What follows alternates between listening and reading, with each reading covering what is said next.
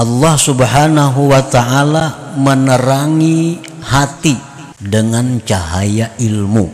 Ilmu ini sifat Allah, qadim. Jadi ilmu ini bercahaya menerangi hati. Nah, jadi cahaya dari ilmu ini cahaya yang langsung dari sifat Allah yang qadim. Ya Allah biha, ya Allah biha, ya Allah bi husnil khatimah. Hikmah yang ke-101 dari Al-Hikam, berkata Imam Tajuddin Ahmad ibnu Athaillah As-Sakandari rahimahullah, nafa'ana bi'ulumihi wa asrarih. Anara az-zawahira bi anwari athari wa anara as-saraira bi anwari sifatih bi anwari awsafi. Li ajli dhalik afalat anwaruz zawahir wa lam ta'ful anwarul qulubi was sarair. Walidzalika qil inna syamsan nahar tagrubu bil lail wa syamsal qulub laysat tagib. Yang artinya Allah Subhanahu wa ta'ala menerangi akan segala yang zahir dengan cahaya bekas daripada sifat Allah. Dan Allah Subhanahu wa ta'ala menerangi sarair, menerangi hati dengan cahaya sifat-sifat Allah. Oleh karena yang demikian, hilang itu cahaya-cahaya dari segala yang zahir dan tidak bisa hilang cahaya-cahaya hati. Dan karena demikian dikatakan orang bahwasanya matahari siang tenggelam dengan datangnya malam dan matahari hati tidak akan pernah tenggelam. Para muhibbin rahimakumullah, itulah terjemahnya hikmah yang ke-101 ini.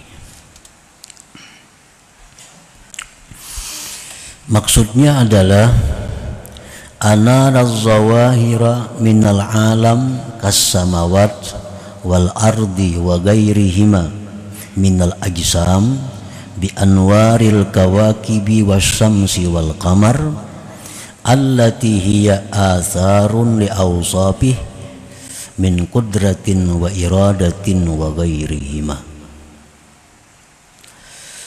Allah Subhanahu wa ta'ala menerangi akan segala yang nampak daripada alam ini, seperti langit, bumi, dan selain keduanya daripada segala benda termasuk tubuh kita. Allah menerangi itu semua dengan cahaya bintang, bulan, dan matahari, yang mana itu semua bintang, bulan, matahari tadi merupakan bekas bagi sifat Allah, kudrat, iradat, dan seterusnya. Nah, para muhibbin rahimakumullah,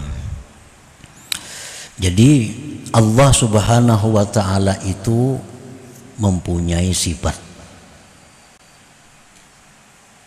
Nah, kemudian Allah Subhanahu wa ta'ala dengan sifat kudrat, iradat, dan seterusnya itu menciptakan matahari,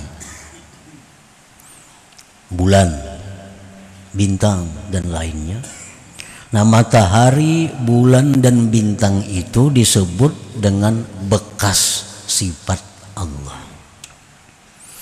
Allah zat yang bersifat menciptakan matahari. Nah, matahari ini disebut bekas dari sifat Allah, kudrat dan iradat seterusnya tadi. Nah, jadi Allah Subhanahu wa taala menerangi kita semua ini dan benda-benda lainnya dengan cahaya matahari, bulan, bintang, yang itu matahari, bulan, bintang merupakan bekas dari kudrat dan iradat Allah Subhanahu wa taala. Napa anwarul kawakib wa gairiha nasya'at min hadithin.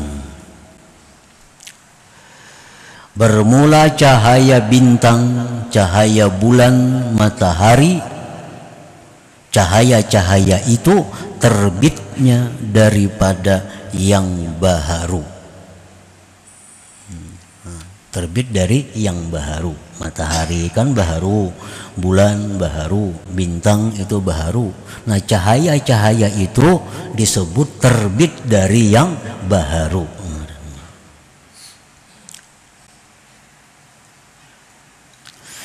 Wa anwaru ilmihi, sedangkan cahaya ilmunya Allah. Nah, Allah Subhanahu wa taala menerangi hati. Menerangi hati dengan cahaya ilmu. Dengan cahaya ilmu.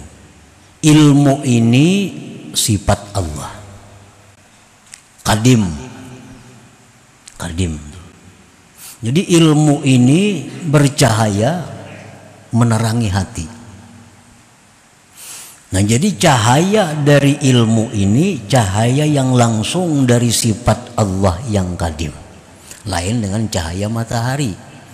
Kalau cahaya matahari itu terbit dari matahari, matahari baharu. Kalau cahaya ilmu itu terbit dari ilmu, ilmu sifat Allah qadim. Nah, cahaya ilmu ini menerangi hati kita, menerangi hati manusia. Nah, cahaya ilmu itu terbitnya daripada yang qadim. Karena cahaya ilmu terbit dari sifat ilmu. Sifat ilmu adalah sifat Allah yang qadim. Nah, para muhibbin rahimakumullah.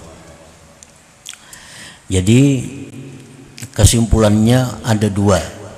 Pertama, alam yang zahir ini diterangi oleh Allah dengan cahaya yang terbit dari yang baharu. Kemudian ada hati. Hati ini diterangi oleh Allah dengan cahaya ilmu, yang cahaya ilmu itu terbit dari sifat ilmu Allah yang qadim. Nah, jadi ada zahir, ada batin. Batin diterangi oleh yang baharu, sedangkan batin diterangi oleh yang qadim.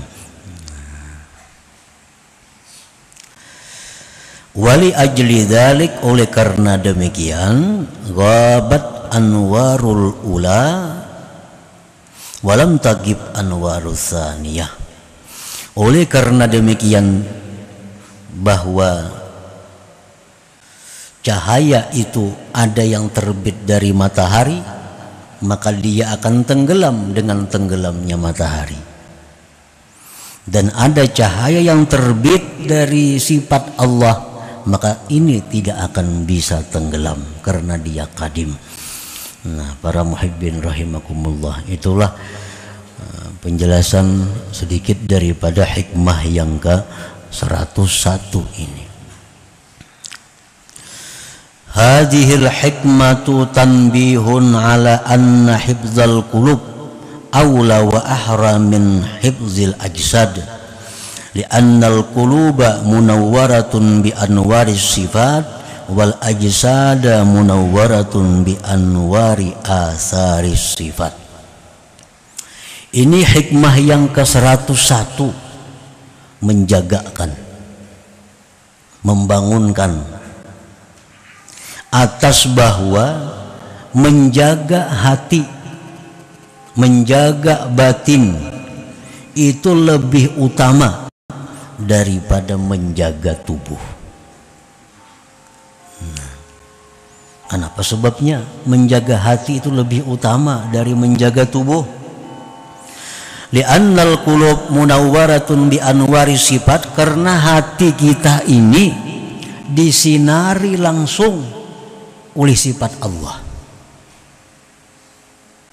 Wal ajsad, sedangkan tubuh kita ini munawwaratun bi anwari athari sifat, diterangi dengan cahaya bekas sifat Allah. Nah, jadi itu artinya martabatnya, kedudukannya antara hati dan tubuh ini tinggi hati. Sebab hati langsung diterangi dari yang kadim, sedangkan tubuh diterangi dari bekas sifat yang kadim, bekas sifat yang kadim, yaitu matahari dan seumpamanya tadi. Wa makana munawwaran binuri athari sifat yagib bighaibil azar, wa makana munawwaran binuri sifat la yagib. Sesuatu yang diterangi dengan cahaya bekas sifat, sesuatu yang diterangi matahari, diterangi oleh bulan, diterangi oleh lampu-lampu, itu akan tenggelam dengan tenggelamnya asar itu. Kalau sudah matahari itu malam, nah matahari kan berfungsi lagi, artinya bisa hilang. Bila matahari itu hilang, maka zahir ini pun akan hilang.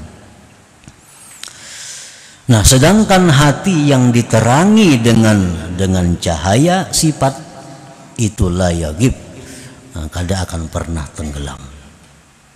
Nah, para muhibbin rahimakumullah, wa ala anna salahal qalbi aula wa ahra min salahil ajsad, li anna fasadal ajsad akhiruhul maut wa fasadal qulub akhiruhun narul jahim. Hikmah ini juga membangunkan kita bahwa baiknya hati, nasihatnya hati lebih utama dari baiknya sihatnya tubuh, lebih utama. Karena rusaknya tubuh itu akhirnya mati. Tubuh kita nih berpenyakit akhirnya mati. Nah, habis sakitnya. Sedangkan rusaknya hati, nah itu akhirnya kada mati tapi menuju neraka jahanam atau neraka jahim. Nah, orang yang tubuhnya penuh dengan penyakit mati, ujung-ujungnya mati. Tapi kalau orang yang hatinya sakit, akhirnya hatinya mati, nah akan berlanjut kepada neraka jahim. Nah, oleh karena itu menjaga kesehatan batin, kesehatan hati, nah lebih dipentingkan dari menjaga kesehatan tubuh. Nah, para muhibbin rahimakumullah, contoh kita puasa. Nah, puasa itu kita menyiksa zahir, menahan makan, menahan minum dan lain-lain. Ini menyiksa zahir. Tapi dilakukan itu untuk apa? Untuk kesehatan batin, kesehatan hati. Karena dengan puasa itu, nah hati kita bisa menjadi lebih sehat, hati kita bisa menjadi lebih baik. Nah, ini menunjukkan bahwa tuntunan agama menjaga kebaikan hati lebih diutamakan dari kebaikan jasmani atau tubuh. Fa'ilaju amradil qulub ahammu min ilaji amradil ajsad. Maka mengobati penyakit-penyakit yang ada di dalam hati itu lebih penting daripada mengobati penyakit-penyakit yang ada di tubuh kita.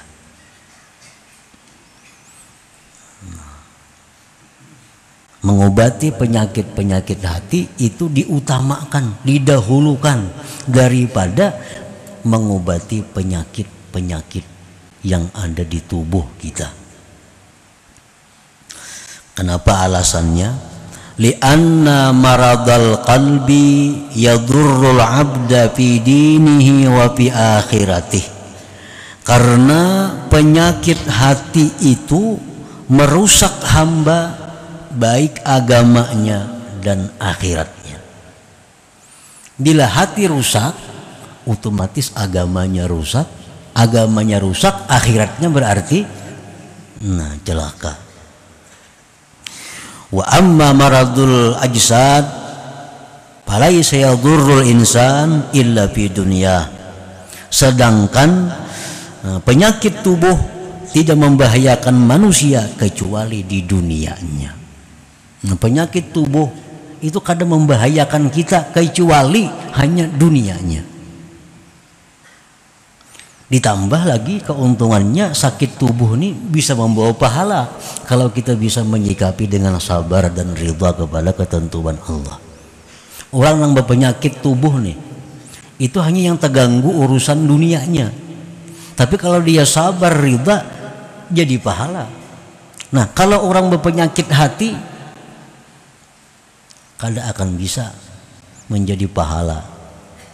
Makin sabar, makin kada baik. Orang berpenyakit hati, sabarnya kada diobatinya, makin banyak dosanya.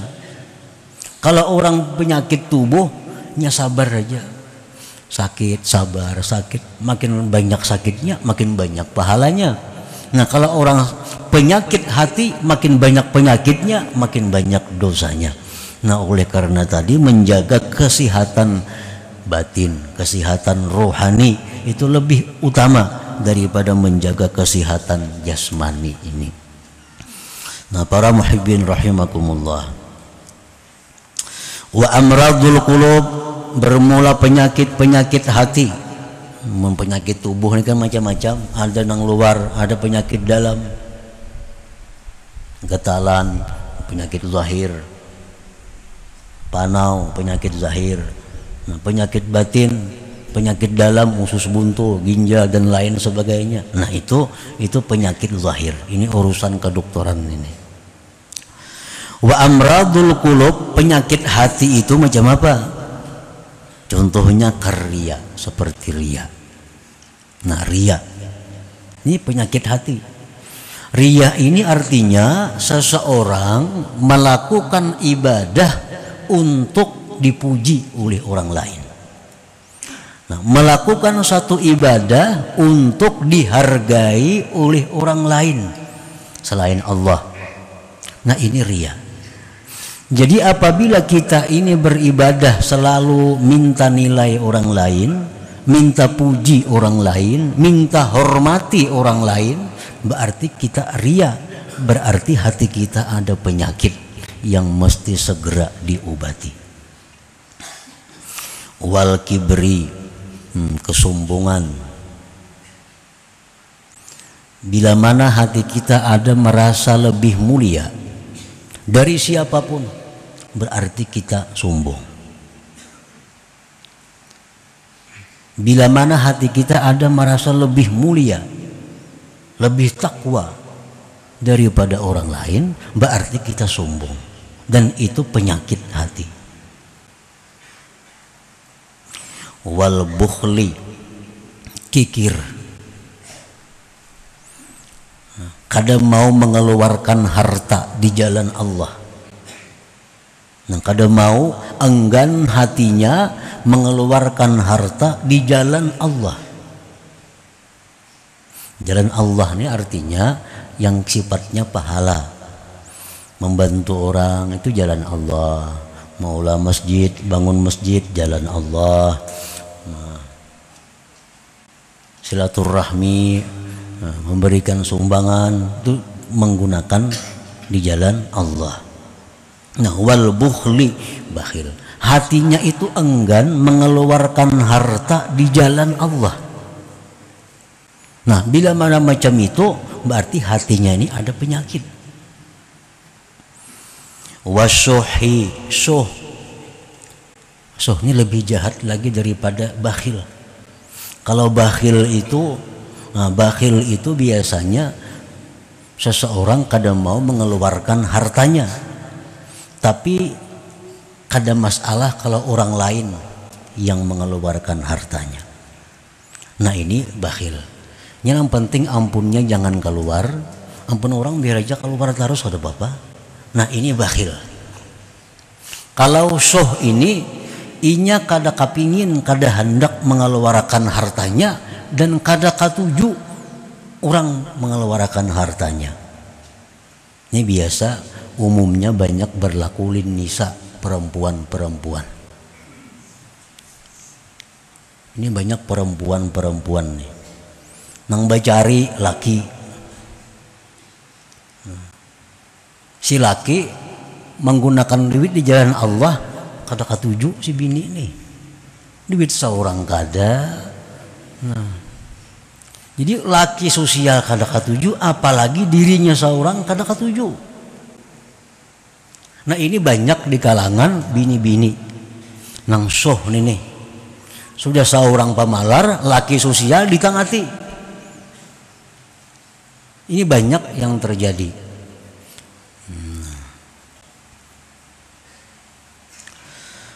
Nah mestinya kalau laki itu sosial, didukung, dapat pahalanya. Kadang pun seorang juga duitnya. Ini kada ditangati. Jangan segan ninggali anak, jangan segan ninggali itu. Nah, amun tantu kau meninggali. Nah jadi soh ini kalau ada dalam diri, ini penyakit hati.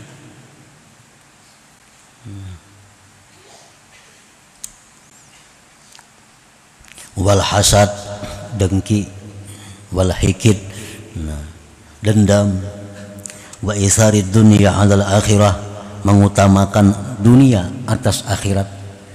Nah ini contoh-contoh penyakit hati. Nah kayak tadi juga di awal kita ada penyakit paru-paru, ada penyakit jantung, ada penyakit lambung, macam-macam, ada rematik, asam urat. Nah ini penyakit hati macam-macam juga, macam-macam juga. Tak karena komplikasi bagi kiamat sudah ini. Mana dendam orangnya, mana pahirian, mana penyumbungnya pulang. Nah ini komplikasi. Ini opnama ini opnama kada kawa.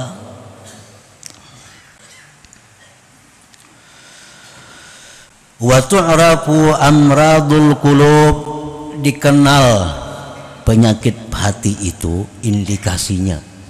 Nah hati kita ini berpenyakit atau kada. Kadang-kadang orang sombong itu kadang menyadari dirinya sombong. Tuh. Orang yang ria kadang-kadang kadang menyadari bahwa dia itu ria. Orang kikir kadang menyadari dia kikir. Nah untuk itu diperlukan ada tanda-tanda yang menunjukkan penyakit hatinya itu. Wa tu'rafu amradul qulub, dikenal, diketahui penyakit hati itu pertama bitakasul anit taat. Nah malas berbuat taat, kulir berbuat taat itu, kulir berbuat taat. Padahal kada ada halangan, kada ada rintangan. Jakanya sembahyang tuh 2 rakaat tuh kada ada halangannya, kada ada rintangannya. Orang bangun tengah malam tuh melihat main bola, ini pukul 2, pukul 3 subuh kena ke masjid lagi tuh. Nah jika pukul 3 tuh ada sembahyang 2 rakaat, 4 rakaat, tapi kada kawa. Nah takasul anit taat, malas. Berarti ada penyakit hati tadi, ima sombong kah, kikir kah, dendam kah, apakah, malas daripada taat. Wa tulil baqa fid dunya, tandanya orang penyakit hati lagi antara lain dia mengingini umur panjang sepanjang-panjangnya di dunia ini. Ini hendak panjang umur, takutan lawan kematian itu. Nah ini tandanya orang ada penyakit hati. Jadi apabila melaksanakan sunnah-sunnah Nabi itu kita malas, sembahyang berjamaah malas, membaca wirid malas, sembahyang duha malas, apalagi tahajud malas, witir malas, itu sudah jelas menunjukkan bahwa ada penyakit dalam hati. Bila malas kita pita gawe aja, berarti penyakitnya kada terlalu berat nih. Nya malas tahajud, cuma tahajud cuma berat kayak itu nah. Nah ini masih ringan penyakit. Tapi kalau kada kawa sama sekali, nah ini berat. Mungkin ada sombongnya nang berat, riaknya nang berat. ibadah itu kita kadang-kadang bisa berat, nah bisa ringan, bisa ada gairah, ada rajin, ada yang malas. Nah, jadi selama ibadah itu kita bersemangat, selama ibadah itu dilakukan dengan rajin, itu menunjukkan bahwa hati kita sehat. Hati kita sehat. Kalau ada penyakit ringan, penyakit ringan. Jadi wa tu'rafu amradul qulub, dikenal itu penyakit hati tadi dengan takasul anit taat, malas daripada taat, wa hubbi tulil baqa fid dunya, kepingin panjang hidup dalam dunia, wa asbahi dzalik, dan seumpama demikian, min awsafil mu'ridin anillahi ta'ala, daripada sifat-sifat orang yang berpaling dari Allah subhanahu wa ta'ala. Nah, selanjutnya hikmah yang ke-102.